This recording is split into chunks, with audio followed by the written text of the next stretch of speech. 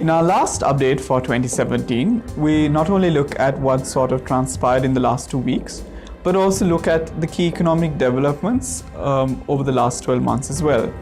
To start off, we've seen in the last few weeks in particular, some positive news sort of coming out. The FDI numbers is relatively to last year has come out positively in the first 9 months of the year, close to about 800 million.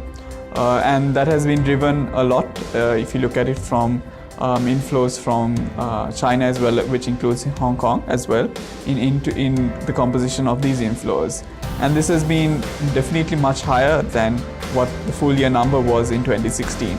So positive on that. We also saw the IMF giving their third disbursement as part of the extended fund facility arrangement that we have with the IMF, and the third tranche was delivered with the delivery of the budget as well being done.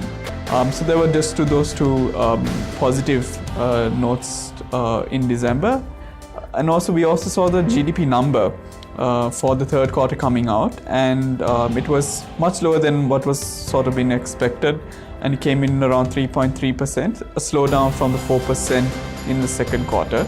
And that was also once again driven by the adverse impacts of the weather conditions towards the agricultural sector. So we saw that sector in particular contracting during the quarter. So that was slightly below than expected number in terms of GDP.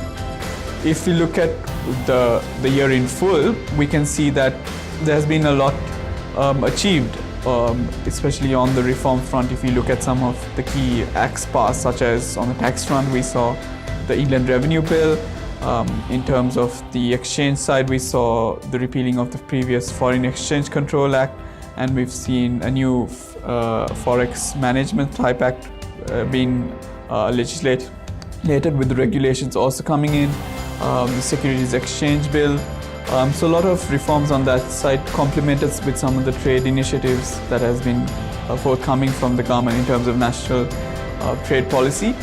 We also saw a bit of boost to exports with the regaining of GSP Plus concession, which came after May 19th of this year as well. So more headway has been made in terms of some of these reform agendas. In terms of some of the macro numbers, as I highlighted, growth has been a bit of a worry and has not really picked up as envisaged during the year. And also what we've seen is also inflation rising, and both have been due to the adverse weather impacts having a toll in terms of prices as well as economic activity.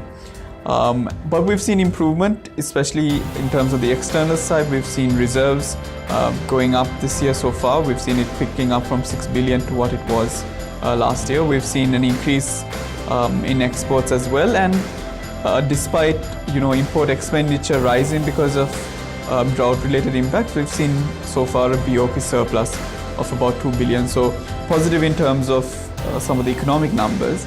On the monetary policy side, we just saw one interest rate hike in March, but since then we've not seen a hike. But the central bank has remained quite cautious, especially with the uptick in inflation and with credit growth to the private sector sort of easing out, but still growing very much at a healthy pace. So a watchful central bank that has been sort of guiding the market in terms of its outlook. And overall, what we've seen, particularly in the last 6 to 8 months, has been a great degree of stability, which with the budget, with the policy documents that has been put out, can be built into 2018, which faces a lot of headwinds in terms of what's going on externally with the refinancing of local debt and external debt, and the other challenges that will spring up with the reform agenda of the government. Thank you for listening, and we wish all our viewers on Economy.lk all the best, very best for the season and the new year ahead.